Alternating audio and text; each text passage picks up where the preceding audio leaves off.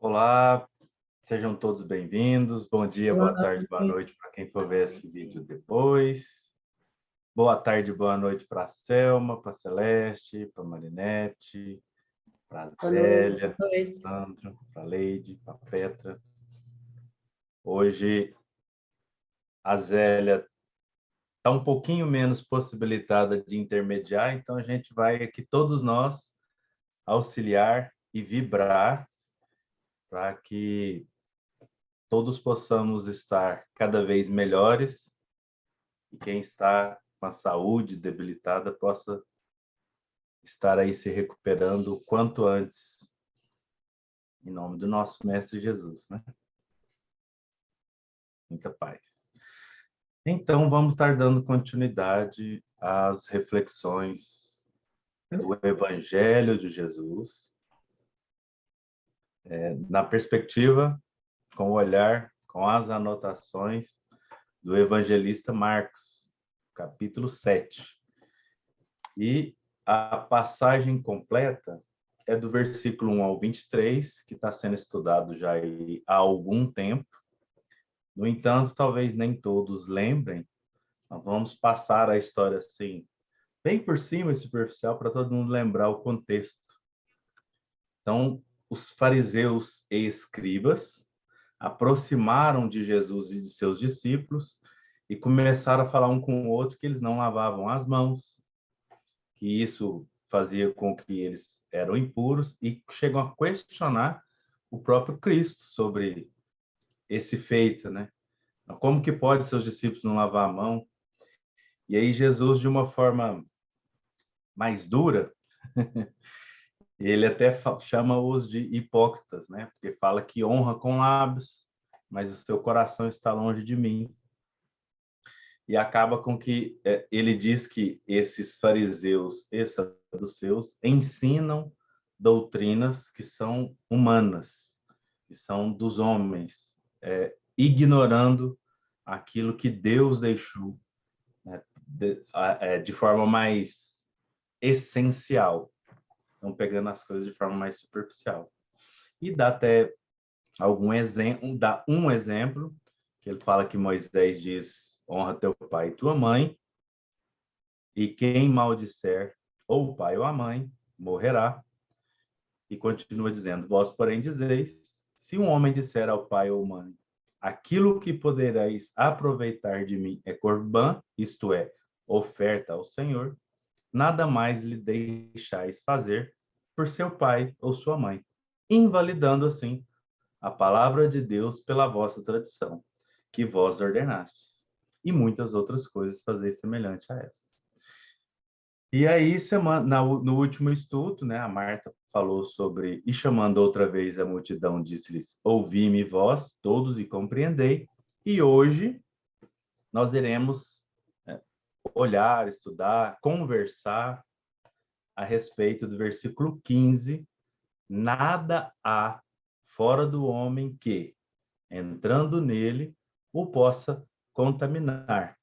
Mas o que sai dele, isso é o que contamina o homem. Essa é a tradução de Ferreira e Almeida, que é a tradução mais simples de palavras mais simples. A gente sempre gosta de começar com ela, para que todos possam absorver dentro da simplicidade, e aos poucos a gente vai aprofundando em alguns termos. Então, a gente percebe, o primeiro movimento que a gente consegue perceber aqui é que existia um grupo de fariseus e saduceus, que são as pessoas que estudavam mais, que entendiam mais da lei, os religiosos, os estudiosos, aqueles que tinham a profundidade do texto, seja o escrito, o literal, quanto a interpretação, as escolas de interpretação. Então, eram pessoas que conheciam muito os ensinamentos e mandamentos, e aí ele faz essa ressalva mais dura, e de repente, no versículo 14, ele faz um movimento muito interessante. E chamando outra vez a multidão. A Marta falou bastante a respeito da multidão, mas tem esse detalhe que a gente gostaria de dizer. agora ele não está falando somente para os fariseus, nem para os saduceus e nem para os discípulos. Ele está falando para todos. Quando ele convoca a todos. Anteriormente, o mais rígido foi para os fariseus e saduceus, e agora ele vai abrir e ampliar para todos nós, para que não corramos o risco de achar que nós estamos fora de qualquer uma das circunstâncias, porque nós sempre estaremos dentro de multidões. E sempre haverá uma multidão dentro de nós. Vários momentos, há aquele aspecto mais científico que salta de mim às vezes, aquele aspecto mais bélico, lutador, guerreiro que salta outras vezes, e assim por diante. Existe uma multidão dentro de cada um de nós, de reencarnações anteriores e de questões e cristalizações internas milenares. E dependendo das circunstâncias, hora ou outra, evocamos uma personagem diferente dentro dessa multidão interior para que ela execute alguma tarefa. Então, dentro desse contexto, é que a gente vai reler o versículo. Nada há fora do homem que, entrando nele, o possa contaminar, mas o que sai dele, isso é que contamina o homem. Se a gente fosse pegar uma tradução da Bíblia de Jerusalém, ele vai falar de impuro e não vai usar. Eu fiz uma pequena baguncinha aqui. Ele não vai usar o contaminar. Ele vai falar de impureza. E se a gente for pegar uma tradução literal, como a gente usa a do Haroldo, ele vai utilizar o termo técnico que foi utilizado no texto, que é tornar comum. Tornar comum. Então, a primeira coisa que a gente gostaria de fazer é que a gente fica com isso em mente. Tornar comum, impuro, contaminar. Vamos ficar com isso. Vamos deixar isso ruminado nos nossos sentimentos primeiro. Antes de falar disso, ele diz: não há nada fora do homem. Não há fora do homem que entrando nele. E às vezes a gente pensa, inclusive olhando aqui, muitos intérpretes trouxeram um olhar, uma observação de comida. E literalmente, a hora que a gente olha, a primeira coisa que a gente pensa, gente, mas eu não posso comer de tudo. Se eu comer de tudo, algumas coisas podem fazer mal, algumas coisas podem estar envenenadas, algumas coisas podem estar contaminadas de bactérias, de vírus, algumas coisas podem me fazer mal, algumas coisas podem ser indigestas, alguns tipos de bebidas podem ser extremamente nocivas e rápidas, como venenos. Outras, não tão nocivas, mas a longo prazo, podem me fazer mal. Como assim, né? Nada. E aí que tá. Aí a gente já precisa sair da literalidade para poder interpretar essa parte do nada.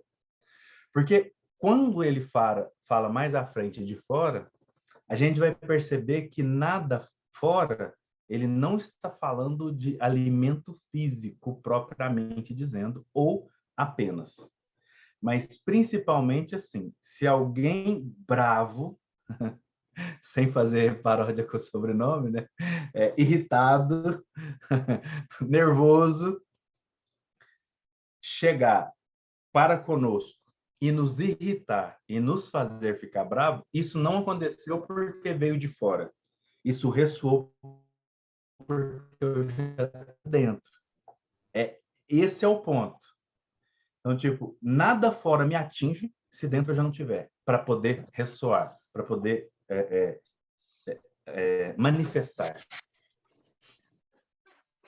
E aí a gente percebe que ele não está falando somente de coisas físicas. Obviamente, existem coisas físicas que podem, sim, nos fazer mal se a gente pegar literalidade. Mas ele está pegando num aspecto mais profundo. É mais ou menos assim. A minha mãe desencarnou já há muitos anos, e aí quando eu pego um pedaço de comida que ela fazia, aí eu como, ou seja, estou pegando algo concreto, Mas aí vem aquela saudade imensa. E essa saudade pode ser sadia de nossa, como foi bom ter tido tempos com você, uma experiência com você, como foi gratificante, como ela pode ser, por que que Deus fez isso comigo e levou você de mim? É isso. É do que está fora, só atinge o que está dentro daquilo que já me movimenta, daquilo que a gente chama de emoções e sentimentos, já estão ali circularmente em mim. É esse de fora para dentro que ele vem trazer. Alguém quer falar alguma coisa sobre não há fora do homem que entrando nele? Para a gente continuar. Porque aqui a gente gosta de bastante participação, viu, gente? Toda hora é pergunta.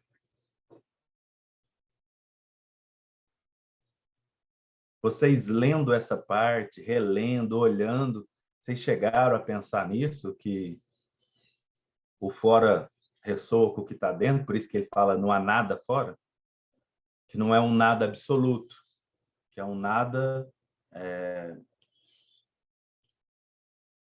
desse ressoar mesmo. Se a gente fosse parar para pensar em termos de mediunidade, por exemplo, que a gente vai muito na área da obsessão, o obsessor ele só auxilia a manifestar em nós aquilo que nós já temos. Nós não vamos ficar com raiva de alguém porque um obsessor implantou um chip espiritual em nós e nós adquirimos a raiva do nada. Essa raiva só ressoa porque a gente, de alguma forma, alimenta ela dentro de nós. A gente só fica irritado, bravo, a gente celebra, cultiva, melhor dizendo, o ódio daquilo que a gente não concorda muito, daquilo que nos causa comoções ruins, graves e profundas. Então, o obsessor ele só potencializa, eu estou diminuindo a ação dele, mas ele potencializa em grande escala aquilo que nós, aquela sementinha que nós já temos ali, talvez um broto, às vezes uma árvorezinha, mesmo que a gente queira está tentando e lutando para fazer com que esse homem velho passe e que o homem novo floresça, manifeste, a gente ainda tem muitos resquícios do homem velho. O obsessor ele só faz esse homem velho ressuscitar, reaparecer, reorganizar, mostrar novamente, né? Inclusive auxiliando-nos a perceber as questões que ainda precisamos trabalhar em nós, né? Uma coisa. Sim. Da forma como estás a falar e realça a situação que nós mesmos espíritas, quando achamos que ou tomarmos conhecimento, vamos nos tornando melhores, realmente só sentimos essa melhora quando as coisas apertam. E quando as coisas apertam, muitas vezes, o que é que acontece? Percebemos que muitas vezes, infelizmente, não passa só da teoria, porque na prática é como tu dizes, o velho homem continua dentro de nós. Realmente é porque sim, toda a teoria é boa, claro, porque começamos a ter consciência de todas as coisas negativas que ainda temos dentro de nós, como a Zélia costuma dizer, pelo menos já temos noção que temos, mas só isso também não serve de muito. Temos realmente de não, quando as coisas aquecem, de conseguirmos então pôr em prática tudo aquilo que fazemos aqui e que ouvimos aqui. É só.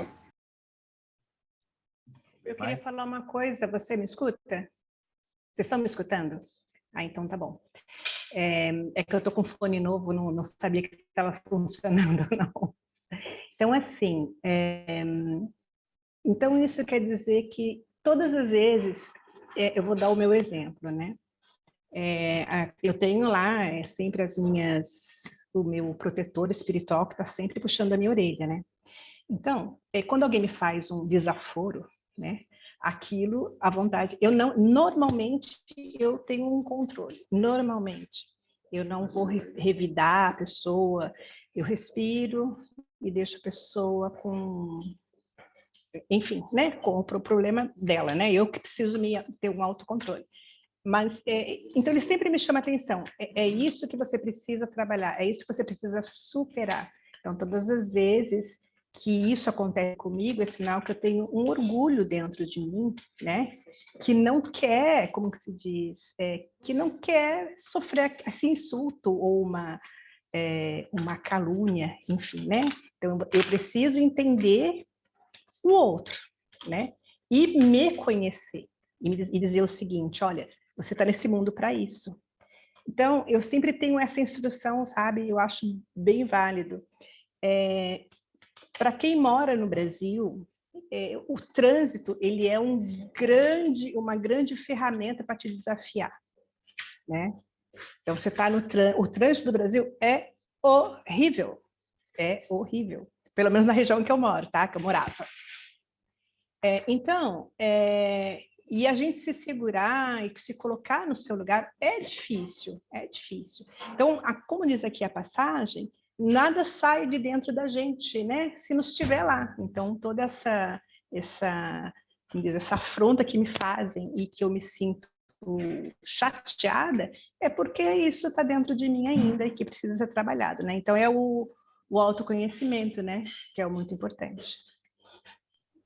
Com certeza. Roberto, desculpa ainda estar, e aproveitando aqui a deixa da Selma, eu queria questionar aqui uma coisa.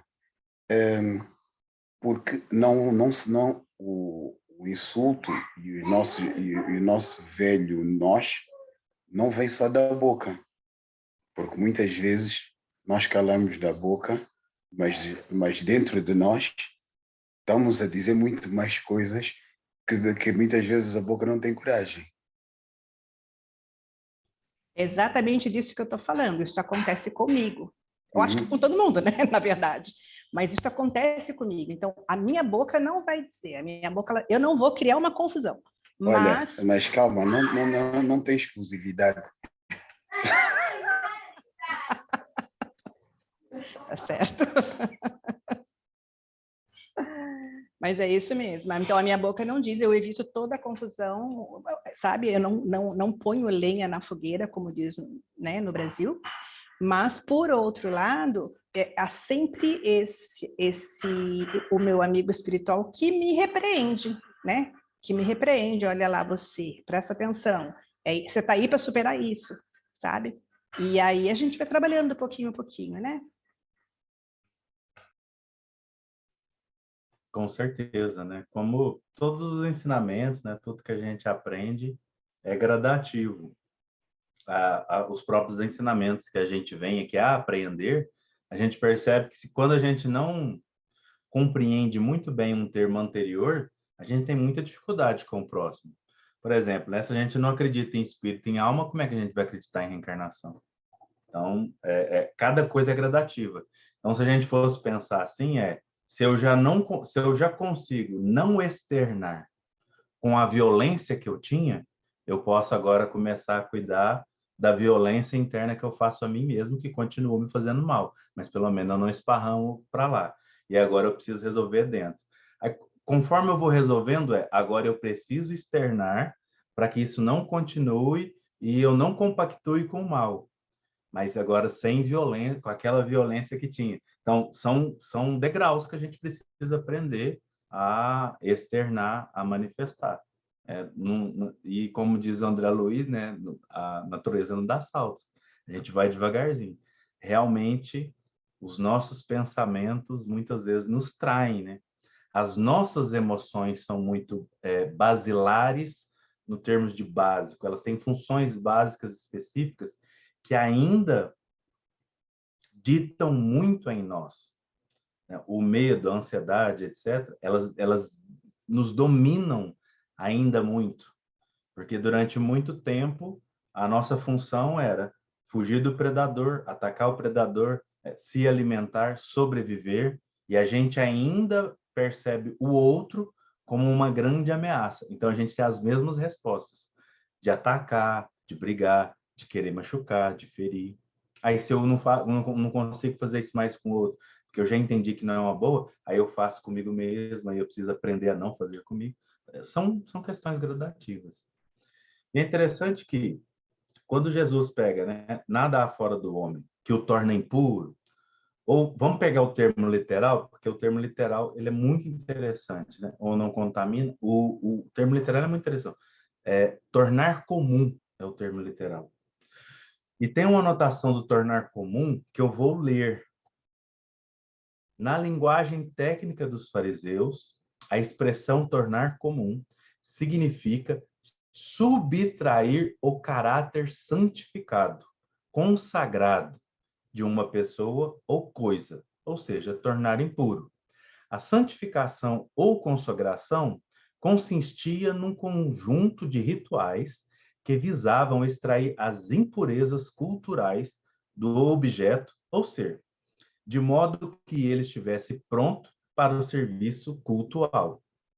No caso em tela, da que a gente está falando, a discussão gira em torno da cerimônia de purificação nas mãos antes das refeições, um dos rituais de santificação ou consagração previstos na tradição judaica. O que a nota está nos mostrando aqui? Que Jesus vai em um ponto específico de tradição judaica, ou que o Kardec prefere chamar de cultos exteriores, né, muitas vezes, que é importante para a nossa observação. O que estava incomodando primeiramente os fariseus e os saduceus é que práticas exteriores não estavam sendo cumpridas. É mais ou menos assim. A gente sabe que para funcionar o Zoom aqui corretamente, bem mesmo, todos os áudios precisam estar desligados. Mas vamos dizer que existe uma pessoa que tem uma dificuldade, né, igual foi no começo da pandemia, que tem dificuldade com isso, às vezes não consegue mutar, e aí quem administra consegue mutar todos. Então, quem administra pode só mutar todos os microfones e falar assim, agora quem vai falar desmute, porque eu mutei todos os microfones. É algo simples. Mas às vezes a gente, por dificuldade, limitação, a gente fica muito desculpa o barulho externo, exterior, a gente fica muito assim, aquém, e não consegue resolver a situação dessa forma, e fica assim, quem está com o microfone ligado? Não sabe que isso atrapalha? E às vezes a gente faz de forma violenta e castradora uma coisa que não havia necessidade. Deu para perceber a diferença entre a mesma coisa ser de um jeito e a mesma coisa ser de um outro? Isso seria o tornar impuro, porque eu penso que essa coisa exterior, nossa, a pessoa já tinha que saber disso. Nós estamos em um estudo online, sei lá, 2, 3, 4, 5, 10 anos, e a pessoa ainda não sabe montar o microfone. Se isso me incomoda muito, e eu externo isso com muita violência, eu preciso rever isso em mim de alguma forma. Porque essa é a parte externa. Porque o que é mais importante? De tudo, as pessoas que estão aqui. Tudo que é mais importante do que o espiritismo, mais importante que o Kardec, Chico Xavier, Emmanuel, são as pessoas. Inclusive, esse é o diferencial do estudo do Mildinho. Quando a gente vai lá na sinopse, na introdução do porquê que o Mildinho é assim, é que ele fala que as pessoas é o ponto mais importante de um estudo. E é exatamente o que Jesus está fazendo.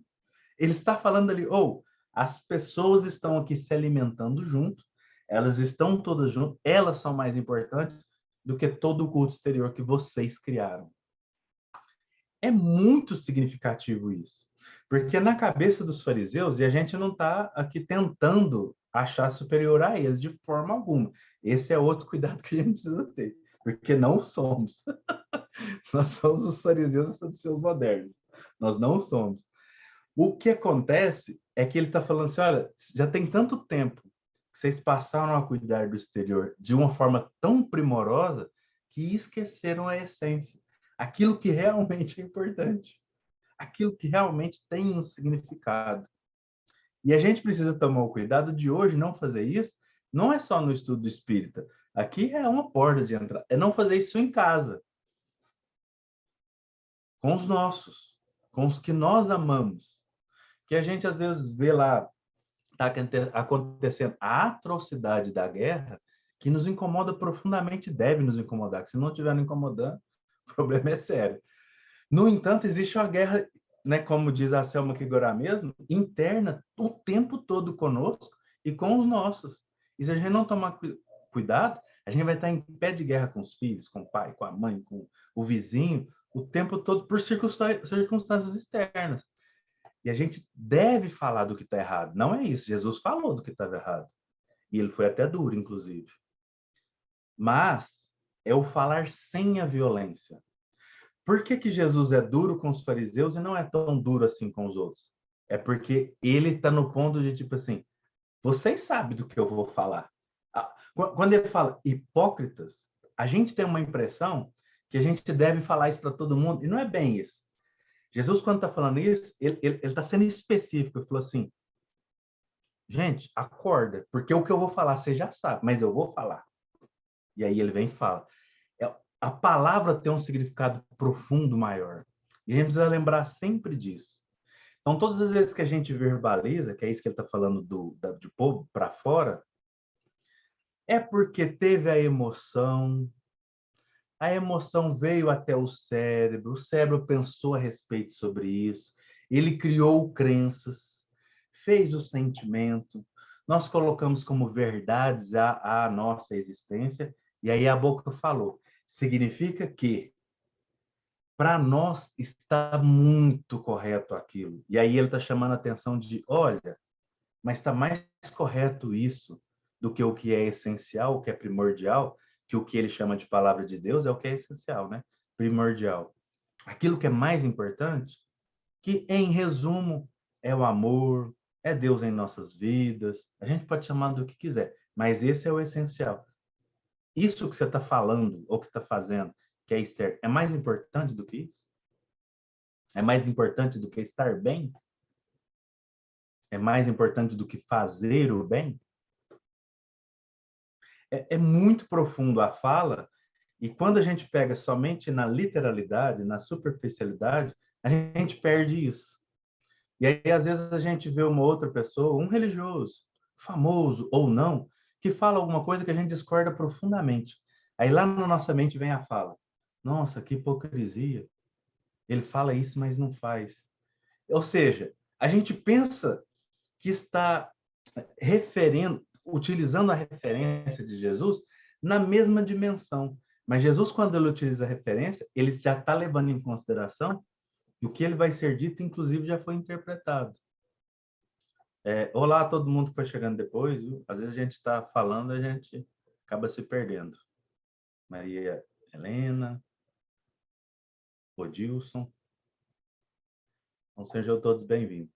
Então, a gente precisa tomar cuidado. Eu só me falei para não lhe atrapalhar. Porque hoje é aniversário do meu filho, aí a gente foi almoçar fora, por isso que eu atrasei. Ah, que é isso? O importante é chegar. Obrigado pela participação e a presença. E aí a gente percebe que essas coisas que são essenciais, elas precisam estar à frente das nossas propostas. Nós começamos agora, semana passada, recentemente, um novo microgrupo para formatar, modificar, transformar, trazer à tona um novo olhar do formato de estudos aqui na nossa cidade. Porque os nossos estudos, nós acreditamos, em observações de algumas pessoas falando, ao passar do tempo, foi ficando um tanto quanto frio, filosófico e científico. E a parte mais importante, que é o confraternizar, talvez foi um pouco... vem se perdendo muitas vezes. E aí foi feita uma pergunta que me fez pensar muito. Eu tenho feito essa pergunta para tudo quanto é lugar agora. Isso foi sexta-feira à noite. Hoje é só segunda e eu já fiz a pergunta para um monte de gente. Que é algo a pensar. Se nós que estudamos tanta doutrina espírita, se a doutrina espírita é o Consolador prometido, Por que nós não nos sentimos consolados profundamente? Não é uma pergunta profunda? E não é falta de elementos, que Kardec trouxe todos os principais. Não é falta de exemplos. Chico Xavier teve aí demonstrando. Não é falta de entendimento e interpretação. O Evangelho de Jesus está sendo interpretado todos os dias por vários grupos. É essa dificuldade que a gente tem de externalizar essa confraternização amorosa uns com os outros. De lembrar o quanto você que está aí do outro lado, você que está me vendo e ouvindo agora, o quanto você é importante. A gente esquece de falar. Ó, você é importante. Maria Helena acabou de trazer um exemplo perfeito. Eu estava em outro local e atrasei. E ela poderia ter continuado lá porque estava num local com os que ela amava. Ela abriu mão de continuar lá e estar aqui conosco. Isso é importante. Isso precisa ser lembrado. Isso precisa ser celebrado. Cada pessoa que tira 1 hora e 20 da sua existência para estar aqui conosco, é importante lembrar a ela de agradecer. Obrigado de estar aqui conosco. Isso é confraternizar. Essa é a proposta. E a gente só lembra disso quando a gente olha qual que é o primeiro milagre de Jesus. Bodas de Caná, em uma festa de casamento. Por que que ele deixou como símbolo isso? Porque era um local informal onde as pessoas estavam confraternizando e se alegrando. É onde você é mais você. Você não tem obrigação de falar de forma formal, com cuidado. Não, você diz você é você. E nesse momento onde todos são autênticos, digamos assim, ele aproveita para deixar ensinamentos profundos. Ensinamentos profundos. Que no livro Boa Nova ele fala assim, porque Pedro chega a falar assim, Senhor, mas você acha que foi uma boa ideia transformar água em vinho? Ele fala assim, Simão, já experimentastes a alegria de ajudar um amigo? A gente foca no vinho. E Jesus está preocupado com o amigo, porque ele era amigo do noivo. Nossa, gente, isso é uma dimensão gigantesca e totalmente diferente do nosso ponto de vista.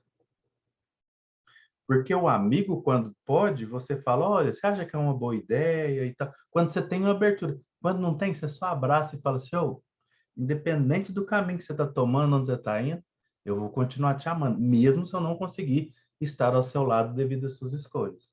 Lembre-se, quando você voltar, eu tô aqui. Nossa, falar isso, não tem uma coisa mais bela que a mãe, quando o filho fala, vou viajar, vou para fora, vocês que estão todos aí fora do país, né? Vou viajar para fora do país, quero ganhar o mundo e tal. A mãe fala, meu filho, vai, sei que você quer muito, mas se tudo der errado, volta que a casa está aberta. Eu vou estar aqui, hein? Nossa, o filho se sente amparado, ele se sente amado. Aí quando ele estiver lá e fazendo as escolhas, de repente vai chegar um momento que ele vai falar assim, opa, o que eu estou arrumando, né? Se as escolhas for, o caminho for legal e ele conseguir o que ele quiser, ele continua e tal, e tá tudo certo. Mas se as escolhas não forem a melhor, ele sabe para onde ele volta. É muito importante a gente ter para onde voltar. É muito importante. E esse deveria ser o tônus do Evangelho de Jesus. Porque Jesus ele só encarnou na Terra por amar demais a todos nós. No livro A Caminho da Luz, Emmanuel fala que quando os exilados de Capela chegam, ele vem e faz uma celebração e fala de amor e promete que estaria com eles, com os exilados, juntos. E ele vem por amor demonstrar como fazer, por isso ele é guia e modelo. Por amor. Sem imposição.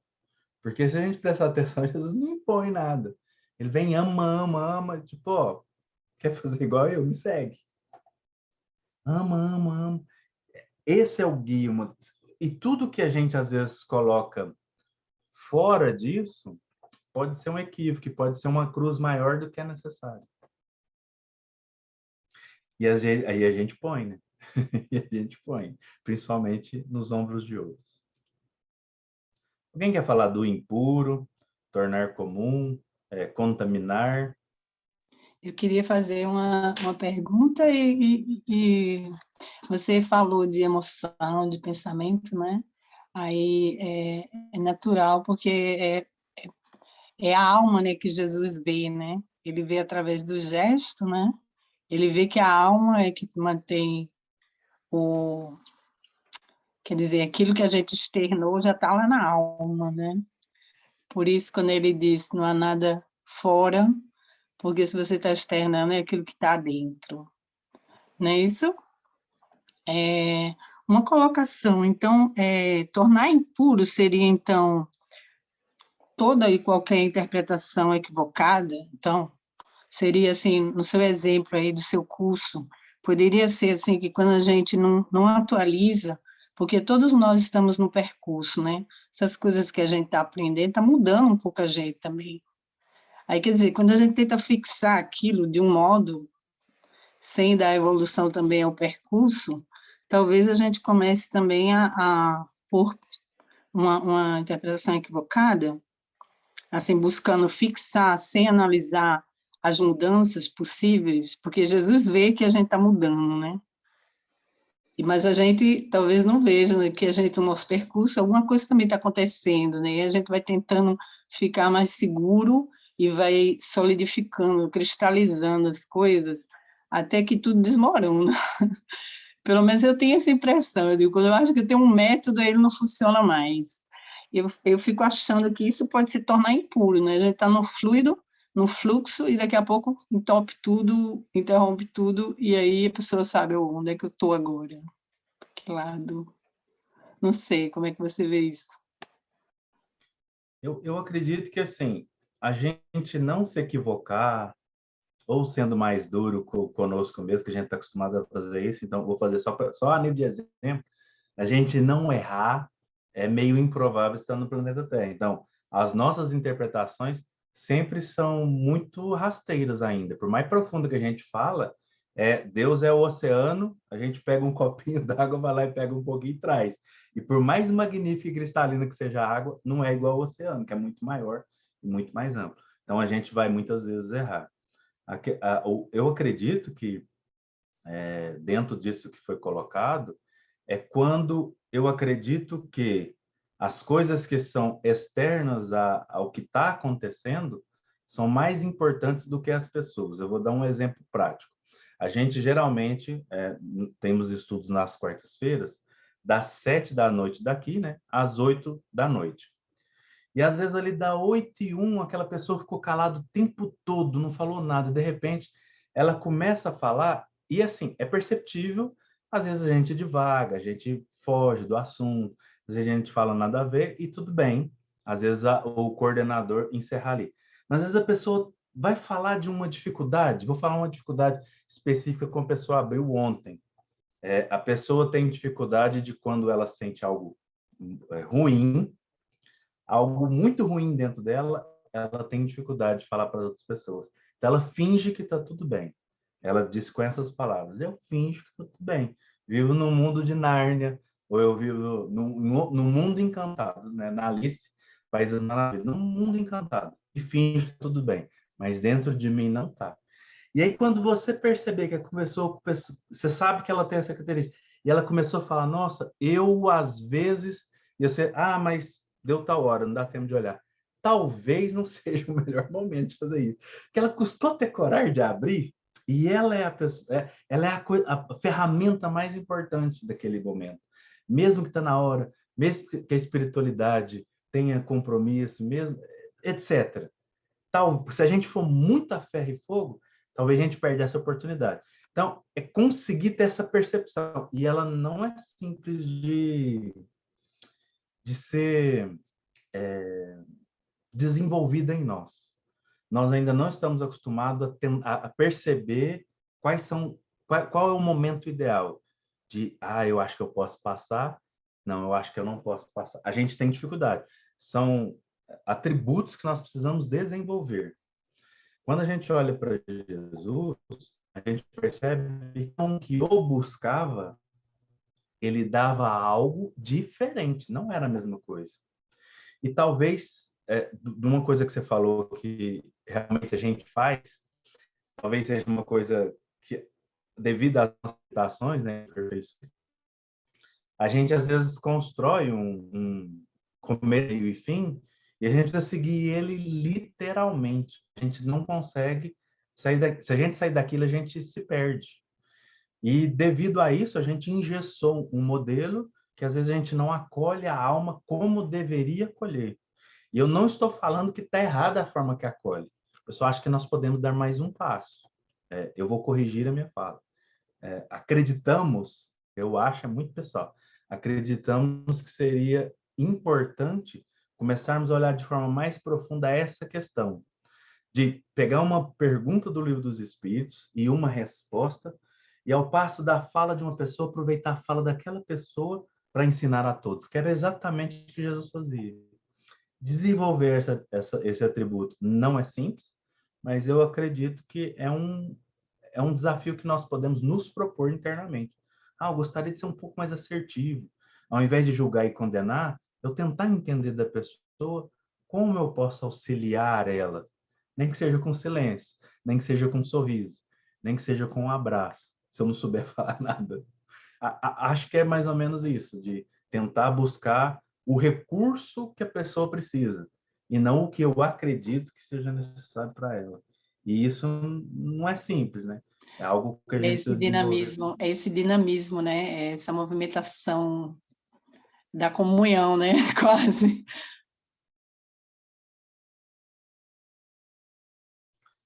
Mas eu acredito que, assim, acho que é o próximo passo que nós precisamos dar.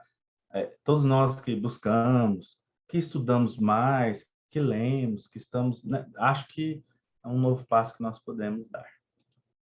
No Evangelho segundo o Espiritismo, capítulo 8, tem um item que chama verdadeira pureza, mãos não lavadas. Que o Kardec pega toda essa parte, né, e ele dá ali uma interpretação dele. Nós fizemos um recortezinho e trouxemos para a nossa reflexão. O objetivo da religião é conduzir a Deus o homem. Ora, este não chega a Deus senão quando se torna perfeito. Por isso que a meta é a perfeição, né? Logo, toda religião que não torna melhor o homem não alcança seu objetivo. Toda aquela em que o homem julgue poder apoiar-se para fazer o mal, ou é falsa, ou está falseada em seu princípio. Aqui, de forma literal, ele está falando assim, olha, observe bem as religiões. Se uma religião apoia de alguma forma qualquer desculpa, um versículo, um texto, um livro sagrado para fazer o mal, cuidado. Ela pode ser falsa ou o princípio dela pode ser falso. Esse é o literal. Mas qual que é o profundo? Dentro de nós, as nossas partes mais religiosas, aquelas desculpas que nós arrumamos para cometer o mal, será que não está fazendo isso? Nos afastando momentaneamente de Deus? Às vezes eu falo assim, a gente escuta muito assim, eu sou contra a pena de morte. Acho que a pena de morte não é uma boa ideia. Mas o fulano, acho que ele é uma exceção. Esse deveria, porque ele fez muito mal. Ainda bem que foi. Essa parte, ela está afastando de Deus. E eu sei, amanhã a gente vai continuar pensando assim, a gente vai ter aqueles que a gente separa, põe apartado da humanidade e que a gente deixa ali separado. E a gente acha que não deveria existir. Eu sei que o que eu vou falar não vai mudar isso, mas a gente precisa começar a olhar para isso com mais carinho, porque o Kardec está dizendo. Porque quando o Kardec utiliza a palavra religião, ele não está só falando de um movimento, uma assembleia de pessoas que têm uma crença, né? Religião católica, religião protestante, religião espírita. É religião no seu sentido profundo. Religar a Deus. Toda aquela religar a Deus que se apoia no mal, ou é falsa, ou está falseada em seu princípio. Todas as nossas circunstâncias que a gente tenta argumentar, né, dizer assim de alguma forma diferente que vai ser mal para nós ou para o outro, ela pode estar falseada em seu princípio. Tanto que fica mais profundo, que aí a gente para de julgar o outro e olha para a gente. Eu sei que isso incomoda, nos tira da zona de conforto. Mas é a única forma de transformação. Queria fazer uma pergunta. Seguinte, que vai falar um pouco sobre a impureza e a contaminação, e eu queria te dar um exemplo. Quando eu comecei na doutrina, tinha um palestrante que era muito boa a palestra dele, excelente, excelente. Mas porque ela diferenciava um pouco das outras palestras, ele era uma pessoa muito leve, muito engraçada, dava muita risada, ele não tinha uma postura espírita, vamos se dizer assim. Ele era como todo mundo, do mundo, né? Então ele dizia assim que ele gostava de pagode mesmo, ele dizia que ele tinha um bar assim bar de bêbados mesmo, assim, bar bem feio, sabe? Perto lá no caminho do centro, e todo mundo fazia o mesmo caminho, ele entrava lá, abraçava todo mundo, conversava, era muito bacana. Ele era uma pessoa, e a palestra é realmente muito leve, aquela palestra que você dá risada e tudo mais. Bom, o que acontece? Ele era sempre repreendido, né? Até porque antes as pessoas eram mais sérias, né? Elas tinham uma postura mais rígida, né? Para falar de Deus, né? E ele falava de uma forma muito boa. Então, a gente, durante os estudos, por exemplo, foi citado que esses lugares, esses ambientes, pagode, samba, bares, são ambientes que te contaminam, né? Espiritualmente, se você não tiver uma boa base, se você não estiver pronto. E então ele foi, bom, para resumir, a diretoria resolveu afastá-lo e ele foi para um outro centro, continuou sendo do mesmo jeito que era, enfim. O que você acha disso? Porque é muito difícil você avaliar alguém. O que é, para mim, o que era importante? Era uma palestra que conduzia as pessoas à reflexão, dentro daquilo que ela, no seu dia a dia, porque ninguém tem uma postura de centro espírita no mundo, né? No mundo com as outras pessoas, né? Nas relações humanas. Você tem uma postura espírita dentro do centro. Pelo menos naquela época era muito forte isso. Então, eu achei assim tão injusto, sabe? Na minha opinião, alguém que trazia... A gente só dava risada, assim, sabe? Pelos exemplos que ele dava, aqueles exemplos do dia a dia. E aí, de repente, o centro diz que não pode ser assim, tem que ser assim. Então, eu acho que o caso desse rapaz, eu acho que ele casa um pouco, sabe, com essa situação, porque o que ele falava era de excelência, se baseando em livros, baseando nos livros espíritas, na codificação, muito bacana, mas por outro lado, você tinha outra visão que dizia, não, você pode estar contaminado, porque você vai em lugares com energias ruins, porque você frequenta ambientes que não são bons. Como é que se julga as pessoas dessa forma, sabe? Eu tinha esse pensamento. Como é que você sabe que ele está contaminado, vamos dizer assim? E eu acho que isso é um problema, porque não sei se os centros superaram isso, mas eu vejo que alguns centros que eu frequentei há pouco tempo, eles ainda têm essa postura. O que você acha disso? Pergunta polêmica. Tananana. Questões polêmicas. Estou aliviando para fazer igual o rapaz está falando.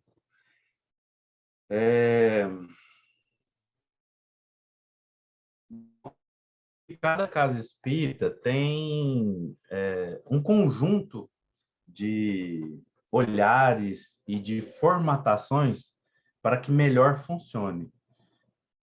Talvez dentro dessa casa espírita não se conseguia ter tanta abertura, dentre outras casas tem muita abertura, né? Bastante, outras já são mais rígidas, outras são mais duras, e acredito que todas essas diferenças existem para que a gente se sinta dentro do ambiente em que a gente gosta de estar. Então, se eu tenho uma postura mais rígida e tenho um centro mais rígido, eu vou estar ali. E assim por diante. Eu acho que a gente ainda é muito tribal. A gente ainda busca e se afiniza com pessoas semelhantes a nós, né? Parecidas conosco. Eu acho que talvez esse nem seja o ponto mais importante. Questão que, conforme as pessoas vão se manifestando, Se ali não é o lugar dela, vão sendo direcionadas, né, para outros locais, onde elas vão servir melhor. Dentro de desenvolvimento mediúnico, que eu já participei, dentre alguns, eu lembro que tinha um amigo que se declara espiritualista, apesar dele viver em centro espírita, dar cursos, ele não se declara espírita. É o famoso, hoje em dia, chamado de espiritualista universalista, por causa de rótulos que algumas pessoas dentro do espiritismo sempre cobram. E aí ele falava uma coisa que eu achava tão interessante, ele falava que tudo aquilo que a gente pode manifestar de bem ao outro vai nos atrair e repelir aquilo que não está congruente conosco. A não ser, como ele é espiritualista, ele usa termos mais específicos, né? A não ser os nossos karmas. Ou seja, aquelas circunstâncias que eu preciso passar. Então, se chega alguma coisa até mim, muito difícil, muito complicado, é que eu preciso passar e aprender alguma coisa com ela. Com exceção disso, eu só atraio e repilo aquilo que eu manifesto. Então, essas seriam as exceções. Eu acredito que quando alguém manifesta alegria, leveza, vamos pegar um exemplo nacional. O Rossandro Klinger, ele tem uma palestra mais leve. Ele é mais descontraído. Ele faz muita piada no meio das palestras. E durante muito tempo, muita gente não gostou e muita gente não gosta. Muita gente não o considera espírita, inclusive. E aí, tudo bem, a gente respeita. Dentro aqui da área que eu estou, que aí já não é a cidade, é uma região, muitos não consideram, muitos dos famosos palestrantes espíritas, não consideram eles espíritas, devido a posturas, a olhares, interpretações, falas, movimentos. No entanto, a gente precisa lembrar do essencial que a gente está falando agora mesmo. O que faz uma pessoa realmente ser espírita é a sua transformação moral. Tem uma história do Chico que ele contava que, para ilustrar, para ficar bem leve. Tinha um trabalhador com ele lá na Casa da Prece, em Uberaba, que fumava. Ele saía lá do centro e lá para fora fumar. E aquilo foi incomodando os outros. Passou 1 ano, 5 anos, um tempo, foi incomodando. Todo mundo tentando, assim, ser resignado, fingir que não estava vendo, mas um dia, um grupo foi até no Chico. Chico, isso não te incomoda, não? A pessoa fuma, e às vezes fala ali em estudo, e fala algumas coisas, às vezes fala de vícios, e isso não te incomoda, não? Fala, meu filho, esse aí fazia tanta coisa errada na última reencarnação, mas tanta coisa, que a única que sobrou é o cigarro. Vamos deixar ele ficar só com esse último? Ele já mudou tanto para uma só, que aí deixa ele resolver. Às vezes a gente não tem esse olhar mais profundo, né, de empatia. Porque às vezes a gente quer a mudança do outro inteira, mas porque é muito mais fácil mudar o outro, né, gente?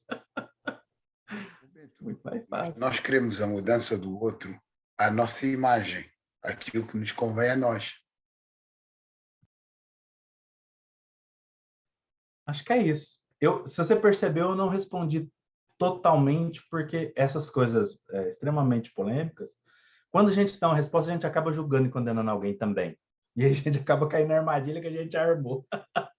Então, para evitar disso, é isso. Acho que é uma reflexão. Acho que cada um acaba encontrando seu caminho. Se um local você não é muito bem visto ou bem quisto, vai encontrando o outro e assim por diante. Para finalizar essa fala, o Chico gostava de tomar café em um bar. Era o comum. E ele ia tomar café e contava os causos. E diz que muitas pessoas aprenderam e modificaram com essa oportunidade. Jesus preferia estar no meio daqueles que eram considerados os marginalizados daquela época, para auxiliá-los. Ele preferia do que estar no meio dos religiosos. Eu sei que a gente não tem todo esse cabedal, que é isso que esse pessoal fala, né? Ah, porque se a gente não for preparado, e é fato, né? É verdade, a gente pode ao tentar ajudar a se prejudicar, porque a gente não tem tanto cabedal. No entanto, tudo precisa ser refletido. Porque se tem uma coisa que o Kardec chama atenção no Livro dos Espíritos, no Livro dos Médiuns e no Evangelho segundo o Espiritismo, é daquele que se aparta totalmente do mundo para viver em uma bolha e acha que está tudo resolvido. Aí ele fala assim, aí é muito fácil, palavras de Kardec, aí é muito fácil para o eremita, não convivendo com os outros, com os vícios, com as dificuldades, as vicissitudes, dizer que está bem evoluído. O difícil é estar no meio de todos e continuar e permanecer intacto, né? O que é o nosso desafio. Vamos voltar ao nosso versículo. Então, a gente foi até o nada há fora do homem que entrando nele o possa contaminar. Agora a segunda parte. Mas o que sai dele, isso é o que contamina o homem. O que sai de nós é o que nos contamina. Olha, ou nos torna impuro. Olha que coisa interessante. Tudo aquilo que a gente verbaliza, seja da boca para fora, seja com pensamentos, aquilo que a gente fica de forma constante manifestando ao universo, é o que nos contamina. Por quê? Porque se não é uma coisa boa, ou vou usar a palavra que está lá, se for o mal, eu continuo retroalimentando o mal que há em mim e auto-justificando ele por vários motivos. Por isso que ele fala que é isso que o torna impuro, ou que contamina o homem. É aquilo que eu mesmo falo, aquilo que eu mesmo faço, aquilo que eu continuo a exercitar, a praticar. Isso é o que volta a me contaminar. Porque cada vez que eu falo e que eu faço, mais convicto eu estou daquilo. E se é pro mal, eu mais convicto estou do mal que eu pratico. E quanto mais eu estou convicto, mais as outras pessoas ao meu redor vão tentar dizer, tentar me modificar, e mais dificuldade eu vou ter de mudar. E Jesus está falando isso à frente dos fariseus e saduceus, porque eles eram os mais difíceis de ouvir e praticar o que Jesus vinha trazer. Porque para eles, o que eles tinham era o completo, era o correto, era o ideal. Eles têm uma pequena história do Gurdjieff, que ele conta que havia um discípulo que ele já ensinava há 5 anos. Sempre a mesma coisa, ali dentro dos mesmos parâmetros. Aí chegou um novo discípulo e poucos dias que estava ali, o Gurdjieff veio e trouxe uma grande revelação para ele. Uma revelação que aquele que estava há 5 anos não tinha ouvido. E ele ficou enciumado, né? Aí o discípulo novo foi para lá, esse discípulo velho chegou até o Gurdjieff e falou assim, nossa, como você pôde fazer isso comigo? Eu estou com você há tanto tempo e você não ensinou isso para mim? Ele falou assim, porque o seu copo está na borda, não cabe nem mais uma gota que derrama. Ele chegou com o copo completamente vazio. Então, qualquer coisa que eu dissesse iria ajudar a preenchê-lo. Por isso, ele estava apto a ouvir mais. Isso ilustra muito exatamente o que Jesus está falando para os fariseus e os saduceus. Porque, lembrando que aqui ele está terminando, ele está falando à multidão, mas ele está falando de algo que acabou de acontecer com os fariseus e saduceus. Tipo, olha, eu falo para eles e toda vez, e não está adiantando, porque eles já têm todo o ensinamento. Então, eu estou falando para vocês, não façam a mesma coisa. Não encha o copo de tal maneira que o dia que a espiritualidade superior chegar e falar assim, nossa, ele está pronto, está apto, vamos trazer um novo ensinamento. Ixi, não tem onde colocar, está lotado, está cheio. Mas eu gostaria de fazer uma pergunta exatamente sobre isso. Você acha que os fariseus não acreditavam na lei do progresso?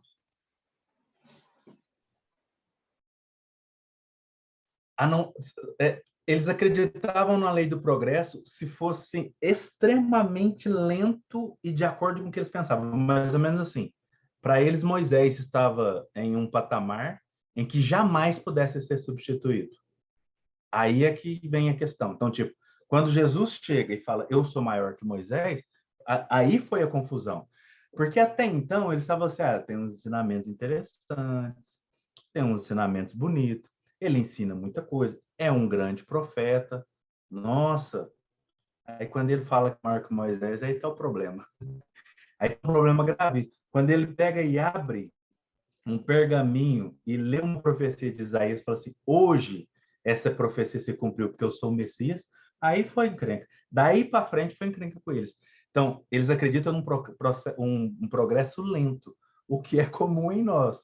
Muitos de nós aqui vai sentir assim, né? No fundo, a gente também prefere que vai devagarzinho. Essas novidades que tem por aí são muito exageradas. Então, é comum. A gente não pode condená-los totalmente. Não, a gente não deve condenar de jeito nenhum. A gente não deve vê-los só com esses olhos de tipo assim, nossa, como eles não perceberam? Mas eles não perceberam porque eles estavam com esses pontos externos muito florados. E eles não perceberam que o que Jesus trazia era um complemento e era bem dentro daquilo que eles tinham dificuldade. Como amar os inimigos? Nós já fomos escravos tantas vezes, nós fomos cativos tantas vezes, e o rei e o Senhor dos Exércitos, que é uma das possibilidades de tradução, Senhor dos Exércitos ou Senhor das Estrelas, o Senhor dos Exércitos, quando ele quer uma terra, ele vem, domina, acaba com tudo. Essa era a interpretação deles, a única que para eles era possível. Se fosse dentro disso, ok. Se o Messias chegasse como um guerreiro, formasse um grande exército, ok. Ah, não chegou de jeito? Então para a gente não serve. Então o progresso deles tinha uma formatação. A gente vê hoje isso, nossa, Jesus irá voltar. E dessa vez, sim, dessa vez ele vai descer pelos céus com um exército de anjos e implantar tal coisa na terra. A gente ouve a mesma história hoje, o tempo todo. E se Jesus indiferente do que muita gente acredita por aí? Ele vinha aí, mulher. Se ele vir mulher e negra. Nossa, Deus, tem um monte de gente para não. Esse aí não é meu Messias, não. Então, a gente quer um progresso, mas dentro de um parâmetro que a gente controla. Se for fora disso, a gente não quer. Obrigada. Lá está, né, Beto? Porque a mudança só é feita quando quando custar menos que ficar. Não é? Verdade, verdade. No entanto, tem um personagem, dentre todos, que me chama muita atenção, muita. Chama-se Estevão. Quem lê Paulo e Estevão vai perceber que Estevão era um hebreu raiz, como a gente diz hoje em dia. Tem o hebreu raiz, o hebreu Nutella, tem o espírito raiz, o espírito Nutella. Brincadeiras à parte, ele era um hebreu nato, de ler todos os dias, de estudar profundamente, de falar muito bem, de consultar os textos quando uma dificuldade vinha, de cantar. Quando Pedro contou para ele sobre Jesus e que ele leu o Evangelho, na hora ele identificou: esse é o Cristo. O que tem de diferente em Estevão, que não tinha em Paulo, que só quando Jesus está presente na frente de Paulo que ele muda, e não tinha na maioria dos outros?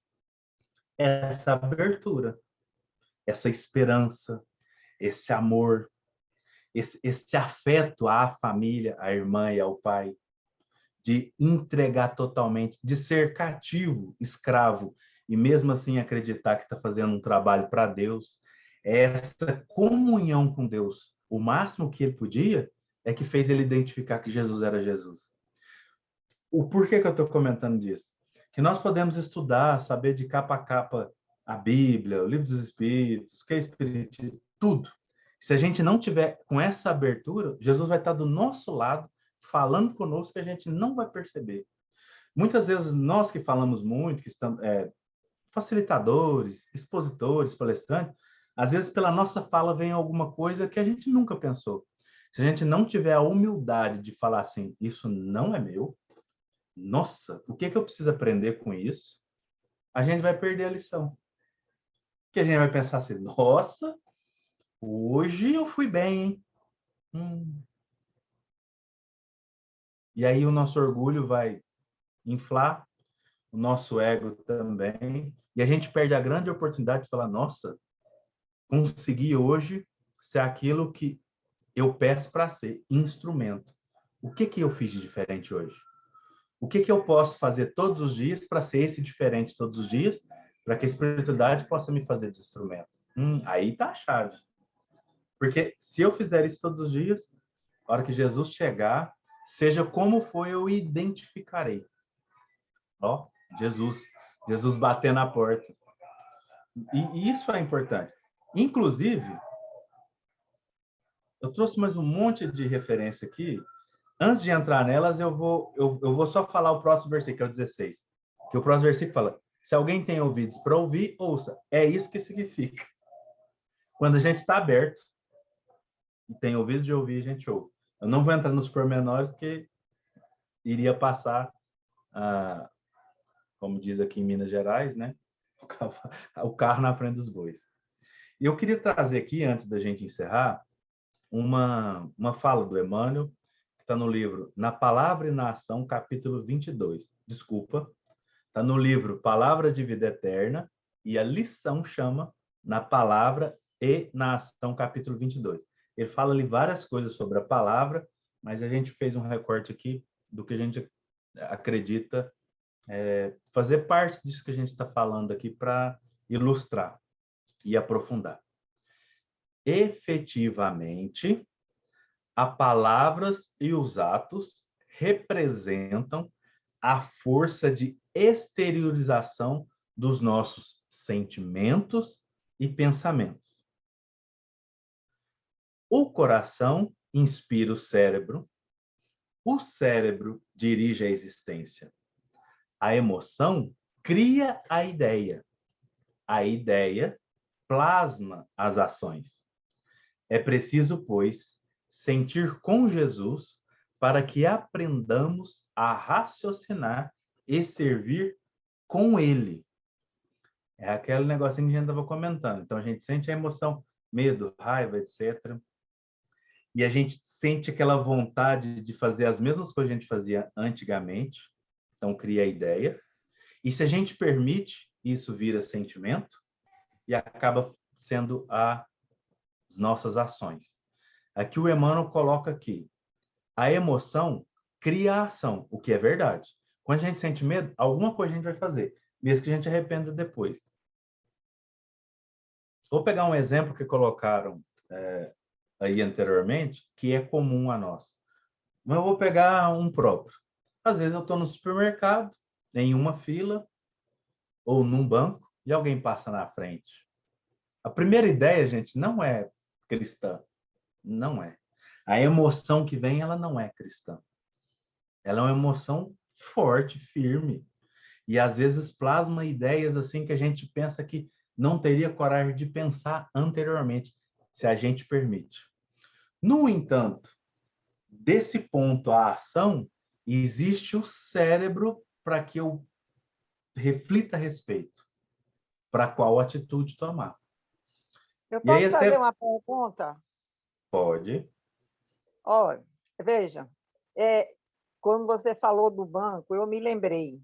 Eu estava no Banco do Brasil, lotado, e era a minha vez. Só que eu vi lá atrás um senhor, de um lado um rapaz segurando ele pelo braço, e do outro lado outro rapaz segurando. Praticamente ele era carregado pelos dois. Aí eu peguei e chamei de minha vez. O pessoal do banco só faltou me bater, porque eu dei a minha vez para esse senhor. Aí, para completar, eu fiquei esperando que todo mundo passe para poder ser minha vez. Aí foi chegando gente, claro, né? Aí, na hora, a internet parou. Mas, mais uma vez, o pessoal me xingou, né? Só chamou de arroz doce.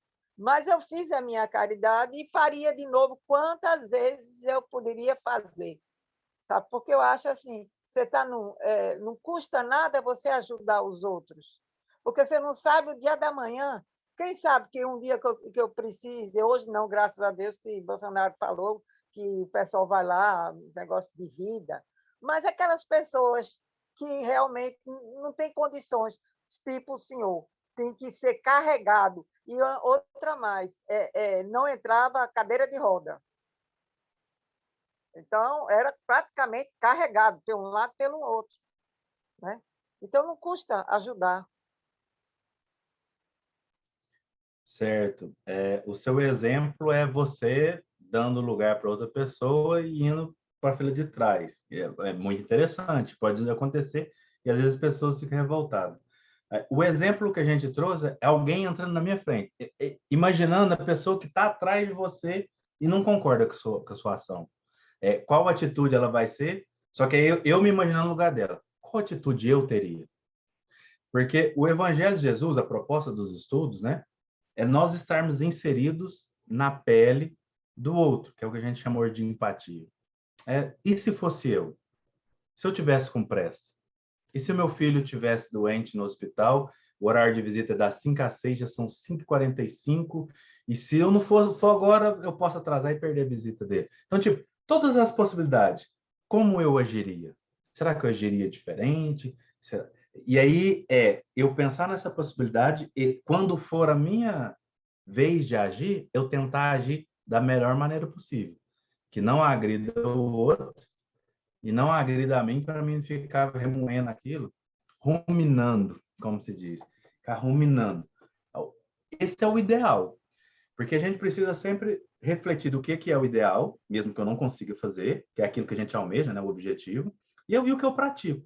Falar, eu não consigo praticar aqui, mas um dia eu quero.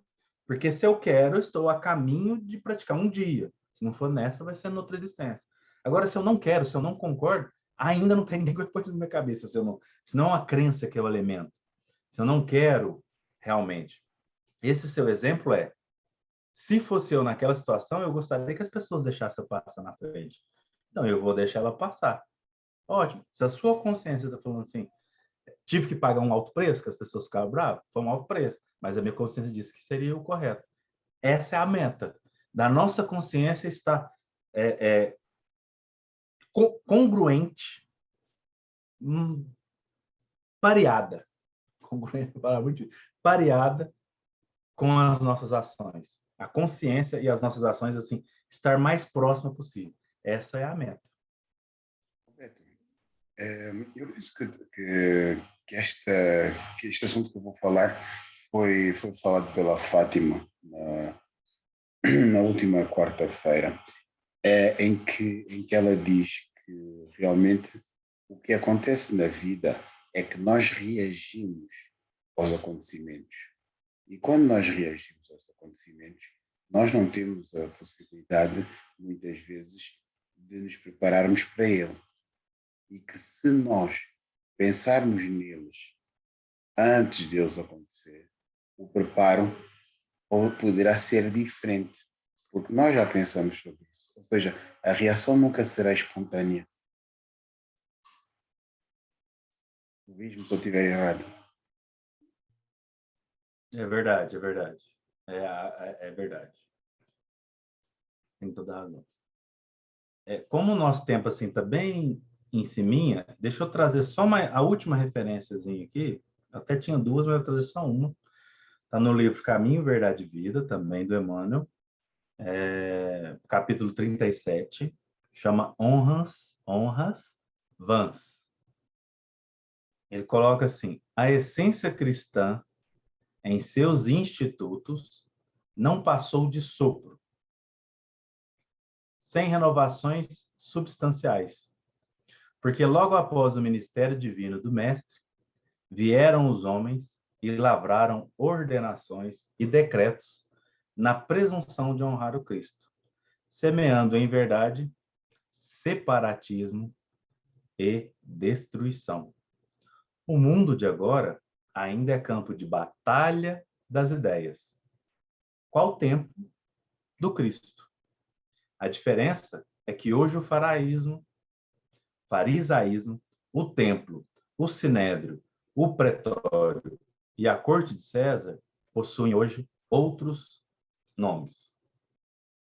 Então, o que ele vem nos dizer é que, desde que o tempo que Jesus veio e voltou, e ali os apóstolos desencarnaram, nós fomos modelando à nossa maneira a mensagem cristã, colocando talvez mais muros e barreiras do que propriamente pontes para que nós possamos nos amar uns aos outros. Nós continuamos vendo os defeitos, as limitações, as dificuldades, as imperfeições e focamos nelas, ao invés de focar e buscar aquilo que nos faz sentir juntos, sentirmos irmãos, sentirmos acolhidos, sentirmos consolados, cuidados. E ele coloca que os nomes podem ter mudado, né? O farisaísmo, o templo, o pretório, a corte, que agora tem outros nomes. E a primeira coisa que vem na nossa mente são as coisas externas. É o governo, é o não governo, é a religião, é tal igreja. Geralmente vem as coisas externas, mas o Emmanuel está propondo coisas internas. São essas coisas internas que nos separam uns dos outros. O separatismo, ele acontece por questões e crenças internas em nós. Se eu parar e pensar, por um instante pequeno, que eu sou melhor do que qualquer outra pessoa, todas as outras pessoas que eu acreditar que eu sou melhor que elas, eu vou tratar elas diferentes. É ainda muito humano. Agora, quando eu entendo, somos iguais, estamos no mesmo barco, estamos aprendendo, somos todos aprendizes do Evangelho, isso me possibilita escutar o outro. E o escutar, ele lembra muito uma palavra que é auscultar, que é o ouvir com minúcias. É ouvir aquilo que não está sendo dito. Que é a propósito, a gente falou anteriormente. Né? Todas as vezes que a gente externa, a gente fala algumas palavras, algumas coisas. Mas o que não está sendo dito? O que ao verbalizar aquilo, não foi conseguido colocar para fora? Se eu conseguir pegar isso, eu vou estar auxiliando mais do que se eu pegar só o que é superficial. É a mesma coisa de um texto. Se eu pego só o que está escrito literalmente, eu perco muito. Agora, se eu tiro o espírito da letra, eu ganho muito. Se eu escuto o outro, eu vou corrigir a fala. Se eu ouço o outro somente como ferramenta, só as palavras, eu perco o que é essencial. Agora, se eu escuto, se eu percebo, se eu sinto a vibração, aí eu posso tirar dali algum elemento em que eu fale para o outro, falo, olha, eu acolho você, eu estou te escutando. Eu posso não conseguir, eu não tenho o que você tem. Isso precisa ficar claro. Eu não tenho o que você tem, mas eu sei quem tem. Chama Jesus Cristo. E como eu consigo alcançá-lo, é assim, assim, assim, assado. Talvez te ajude também. Pronto. Acolhi.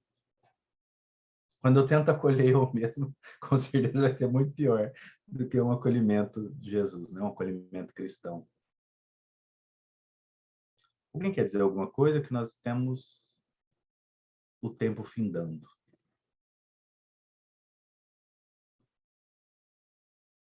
Você acha que para esse escutamento a gente tem que estar em alguma posição privilegiada, porque seria também uma questão de interpretação, né? Ou então eu já estou com muito uma boa vontade para poder não interpretar errado, escutar certinho, ou então, assim, me predispor só para uma empatia sem o moralismo, né, que às vezes para a gente vem a lição, né, porque eu acho que isso a gente deve muito à nossa influência católica geral, essa coisa né, da moral, assim, e da violência moral, moralística, né? Como você acha? Em que posição a gente poderia estar para praticar essa coisa? Eu acredito que se a gente se disponibilizar a ouvir o outro sem pré-julgamentos, e eu sei que essa é a dificuldade, porque nós temos experiências anteriores, a gente já vai dar um passo a mais para poder auxiliar. E toda essa herança de religiões ortodoxas, elas acabaram... Por que a gente passa essas dificuldades hoje? Nós auxiliamos a implantá-las, né? Nós estivemos lá em outras escolas colocando a dureza, a dificuldade, colocando pessoas na fogueira, arrancando cabeça, machucando, ferindo com espadas, sejam físicas ou morais. E a gente precisa somente ter a vontade de dizer: eu não quero mais arrancar cabeças. E o que eu estou chamando de arrancar cabeças? Não quero dizer que o outro está totalmente errado no que ele está dizendo. Eu quero escutar e daquilo ali poder ajudar ele. Porque se eu falo que ele está totalmente errado, tô cortando a cabeça. Chega. É uma coisa que eu já tenho feito há muito tempo. Deixa eu ouvir. Deixa eu prestar atenção. Deixa eu estar atento. E se eu não tiver nenhuma resposta pronta, Jesus vai ter. Quando a gente pega os livros do André Luiz, raras exceções, eu de cabeça não lembro nenhuma, então por isso que eu não vou falar que é todas as vezes, raras exceções, quando um espírito superior se manifesta, ele abre um rolo do evangelho e faz uma leitura. Isso não deve ser à toa, né? Tipo assim, olha, eu estou vindo lá de um lugar celestial muito mais sutil que aqui, com outras questões. Poderia trazer várias coisas muito bacanas para falar para vocês, mas ainda o evangelho é melhor. Vou ler o evangelho, interpretar para trazer para vocês. Porque qualquer coisa que eu traga ainda vai ser um pouco mais forte. Então, que seja uma fala de Jesus. Se ela é dita com o amor, com a carga emocional necessária, eu acho que já vai ajudar mais do que a gente vir com os nossos pré-conceitos comuns do dia a dia, que ainda nos limitam, né, a ouvir bem o outro. Acho que é isso.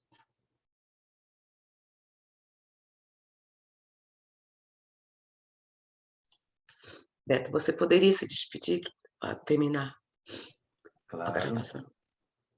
Eu gostaria muito de agradecer a todos, principalmente as participações, porque dentro da participação a gente aprende muito. A gente pensa em possibilidades que a gente não tinha pensado, e é aí que a espiritualidade trabalha para que nós possamos conectar melhor os nossos pensamentos e sentimentos. Então, muito obrigado a todos vocês. Obrigado pela oportunidade. Obrigada.